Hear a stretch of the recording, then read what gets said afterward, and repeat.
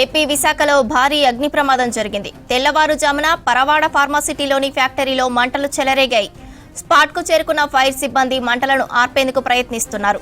భారీగా మంటలు ఎగిసి పడుతుండటంతో ఫైర్ను కంట్రోల్ చేయడం ఇబ్బందిగా మారింది. ప్రమాద సమయంలో కంపెనీలో ఉన్న వారిని బయటకు తీసుకొచ్చేందుకు రెస్క్యూ ఆపరేషన్లు చేపట్టారు. ఏపీ విశాఖలో భారీ అగ్ని ప్రమాదం జరిగింది. తెల్లవారుజామున పరవాడ ఫార్మాసిటీలోని ఫ్యాక్టరీలో మంటలు చెలరేగాయి. స్పాట్కు చేరుకున్న ఫైర్ సిబ్బంది మంటలను ఆర్పేందుకు ప్రయత్నిస్తున్నారు. భారీగా మంటలు ఎగిసి పడుతుండటంతో ఫైర్ను కంట్రోల్ చేయడం ఇబ్బందిగా మారింది. ప్రమాద సమయంలో కంపెనీలో ఉన్న వారిని బయటకు తీసుకొచ్చేందుకు రెస్క్యూ ఆపరేషన్లు చేపట్టారు.